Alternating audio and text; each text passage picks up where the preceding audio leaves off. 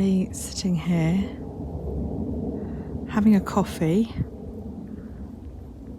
sat on a hay bale. So I feel like a cross between a farmer having his lunch and Tess of the D'Urbervilles, although I doubt very much drank coffee. In fact, I'm 100% sure. Also, she didn't have a very good ending, did she? So no, I'm not like Tess of the D'Urbervilles at all. But anyway, it's just, this to me is bliss. I had very emotional morning, but I'm feeling better now. It was just something that happened. There's no need to go into it really, but it is all part of the journey. But this is like pressing a reset button. It's really hard to video without sound of a plane going over when you're on a flight path to Luton, but anyway, it's reasonably quiet at the moment. Anyway, I just want to share that moment with you. I've got very long legs for a change. Hello.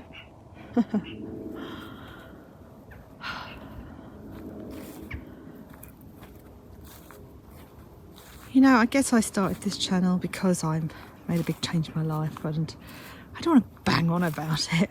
But yes, I left my marriage. Okay. It's not just all about that. This is about my journey in starting a new life. Of course, I totally appreciate that most of the world are not going to be interested in my life. I mean, I would get that, but that isn't the point of this channel. I've started this. It's actually kind of a bit of therapy for me, actually, like a video journal. I could have just left it private, so it's just for me. But I decided to share it because I remember how I felt when I didn't know what the hell to do for quite a few years, feeling very stuck and not wanting to have to make that awful decision to leave, because I really genuinely I didn't know what to do. I didn't know what to do for the best, and I knew that making that decision to leave would bring in a lot of pain, and I didn't want to have to go through that or to cause pain to anyone else. But I also knew that staying would simply mean me enduring continuous low level suffering. Just means sort of mentally, you know, really, and just in terms of being stuck and not really living my life how I want. Not anything, let's just get one thing straight, you know. I'm very fortunate. I've had a very loving husband. I don't go into my reasons for leaving because that is very, very personal. That's just between us, and I have, you know, a lot of respect for my husband and love, and I always will. But in the end, I know I've done the right thing for me, and I have really grown as a person as a result. So what I'm saying is that it's not an easy decision, obviously, and even after you've made it, you don't necessarily go skipping off into the sunset, shouting, "Wee, I'm free," because it's not like that at all. I mean, I'm sure for some people, when they're just in, you know, they're with people who are actually abusive, God, then that's something completely different. But even when you feel, okay, well, I'm starting a new life, and I feel like I'm now becoming more like myself, the real me perhaps, and have more independence, and I feel like I just live my life how I want to. There is a grieving process involved, and every now and again it'll pop up and just bite you on the bum. Sometimes just randomly, but other times just triggered when you have to deal with things like, you know, having to sell a house that you've lived in for over 20 years? Well, nearly. And other things that are quite emotional. But you've got to be brave, and you need to just prepare yourself for times when it's going to feel icky, uncomfortable, painful, sad, gut-wrenching sometimes. And just make sure that you look after yourself and that allow those feelings to come in. Get it out of your system, cry, do whatever you need to do. But then you do need to do something just to help yourself to feel stronger. And for me, I thought, right, I'm not going to mope about all day. I've got a shoot tomorrow, and I decided to just sort out the studio, clean it a bit. It's not too bad actually, so I keep it quite tidy. But obviously just cleaning, you know, the shower room, which is the loo. So it's nice and clean for my clients, and the kitchenette area. And I find that doing things like tidying and cleaning. By the way, I'm not a cleaning maniac by any stretch of the imagination, but I do find that it does help me feel better, just psychologically. And I could see the sun had come out, so I thought, oh, I must get myself up the reservoir. So I made a flask of coffee and a sandwich and took myself up here for a walk and sat on the hay bale and had my lunch. And I felt so much better. It's going to be different for different people. Not everyone's going to perhaps enjoy being out in the countryside. Though, if you've got this far in the video, then you probably do quite like the countryside, I think.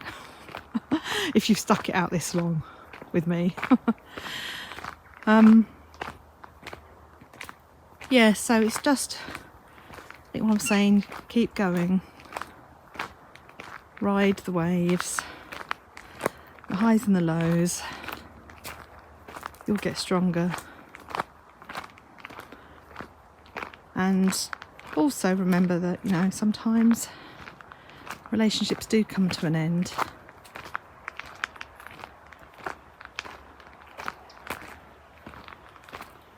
It doesn't mean that one or the other are, you know, a bad person. It doesn't mean that.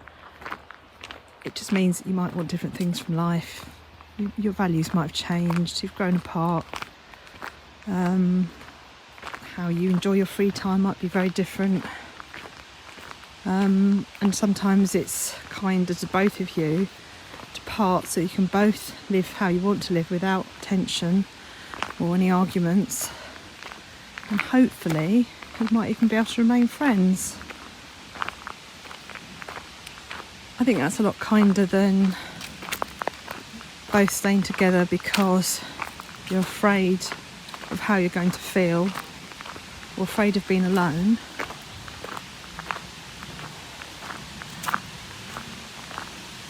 I can be alone and be very happy, but I also do like to have people in my life as well. That is important, but not so that I'm completely dependent on them.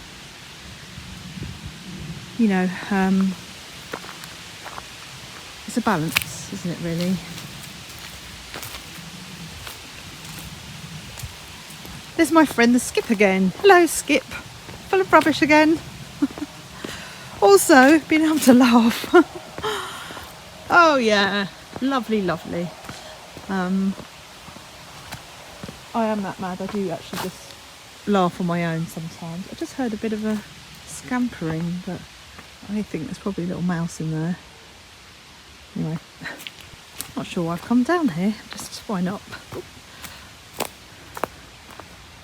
This is the closest in the middle of England. We're at like the furthest point from the sea that you can possibly get. So this is my version of the beach. Not that I'd be swimming in that, in the reservoir. The reservoir is a lot more full. Well, actually, it was a bit more full yesterday. Oh, I don't know. I don't understand how it works anymore. At least it's got water in it. But yeah, it's still a lot drier than it used to be, put it that way. Ooh, almost looks prehistoric. apparently someone told me that those knobbly bits, they're called knees, you know, like a kneecap. Ooh. Now if you were a little kid, you would definitely want to climb through here. Now I'm going to get stuck. Oh. Again, I didn't know I was going to start filming today. Apart from my second video where I actually put on a bit of makeup, made sure my hair was tidy and wearing a nice blouse. Apart from that one, they've all been a bit random and press record on the spur of the moment. And I guess it's been a bit of a stream of consciousness. But I appreciate the nice comments. Unfortunately with, oh hello, it's gone all dark, let me just adjust my phone, right. I really appreciate the nice comments. I love engaging with people, people that I know and also I don't know. Yuck, I don't know what that is. It's weird with YouTube, when somebody likes your video, you see you've got a like, but you don't know who it is, which is a shame really. I don't know why they do that. I guess maybe partly because some of the people just don't have accounts. It's just random members of the public. So I guess it's because it's different, isn't it, from social media like Facebook and Instagram. So yeah, I can't tell who's liked. It's a shame. It's only if people leave me a comment. But regardless, thank you. Anyone that did show their appreciation by clicking the like, that's always very nice and encouraging. And I'll probably just keep going with this. When I started it, I had no expectations. It was random. Not a bad thing to be open to possibilities and not have very specific expectations and just see how it all unfolds. For me, this is really a video journal for myself, as I mentioned before, and I thought, oh well, why not share it? At worst, it won't interest people, and at best, it may either entertain or possibly inspire someone out there to take a look at their life. And sorry, I know it's a bit jerky because I'm walking. But take a look at their life and maybe have a serious think about what makes them happy and whether they really are living their life how they'd like to. And I know for me, getting near to 50, at Christmas I'll be 50, I just thought, okay, well I'm relatively youthful, but I'm not getting younger, and you can't assume. You don't know how many more years you've got left, and I want to now make the best of them. Things are not great in the world at the moment. We know that, and I'll be honest, I don't really watch the news. I know what's going on because you can't escape it. But that doesn't mean that we should live in fear and not still have dreams and hopes for the future. Unfortunately, I do feel that, it's not, I don't just feel it, I know it, that creating an atmosphere of fear is a really good way to control people. Or when I say good, I don't mean it's good, I mean it's unfortunately a powerful way to control people. And sometimes I wonder if people could take more control of their thoughts, try not to let fear get the better of them, whether perhaps the world would be a better place. Don't know.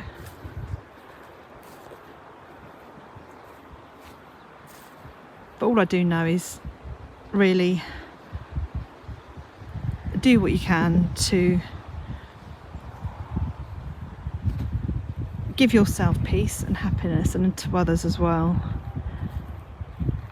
but not at your expense. You know, there's a difference between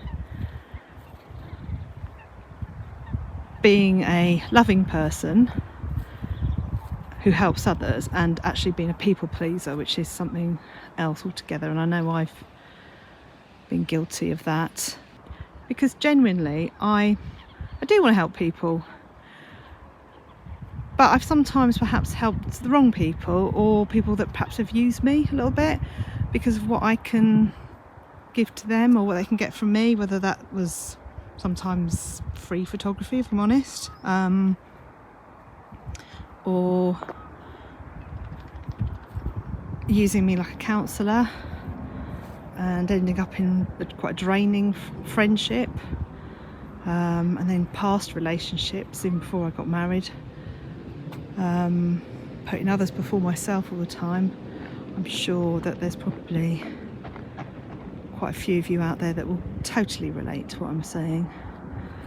I think I'm getting to a stage now where I don't think I'm going to do too much people pleasing anymore, which is quite liberating. And even creating this channel, you know, I looked at it, I thought, oh God, you've started this video, you know, my very first one, and most of them, no makeup on, hair in a mess, and you know, there's that thing where you think, well, I could be judged, because there are some pretty mean people out there, aren't there, that, what do they call them, trolls.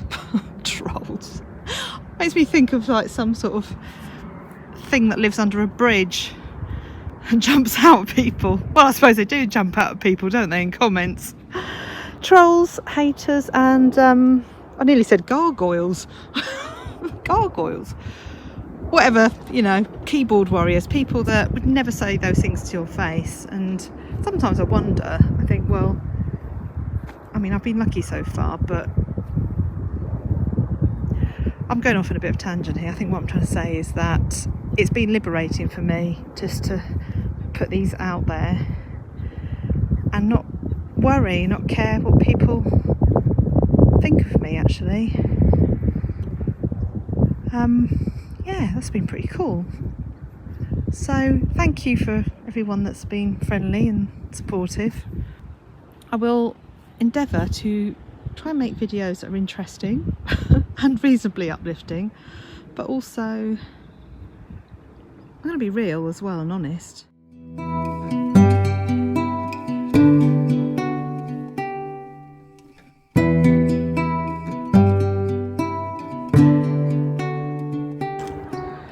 Well, after I got distracted by the swans, I then ended up having a really long chat with a guy who was walking a couple of dogs, and one of them was a puppy. They're both border collies, but the little one, she's only, I think he said she was 17 weeks old. She was really unusual. I didn't know what kind of dog she was, and he said that she's a border collie, but a blue merle. She was incredible looking. Apparently they have a recessive gene, so I think they're meant to be black and white, but the black becomes white. Oh, I don't know. Anyway, very pretty and really unusual looking. And she had one, I think, brown and grey eye, and one eye that was brown and blue, with a light blue bit in as well. And he was saying to me, you shouldn't really breed two blue merles together because there is a risk that the offspring could have blindness or be deaf. So a blue male can only, you know, they can breed with like just a regular border collie. So there you go. We had a really lovely chat, and then he started telling me about a friend of his who unfortunately passed away a few years ago, who was an amazing wildlife artist called David Mead. So I'm going to look him up when I get back. It's always nice to discover stuff like that. So I love wildlife, and apparently he's really, really accurate. So now I'm interested in learning to paint, but I know for sure I'm never going to be one of those sorts of painters. It's going to be a lot more impressionistic. But anyway, that was nice. I find that sometimes you go out for a walk and you end up having a nice long chat with somebody and who's interesting. I'm going to bid you adieu. I'll be back soon. Bye.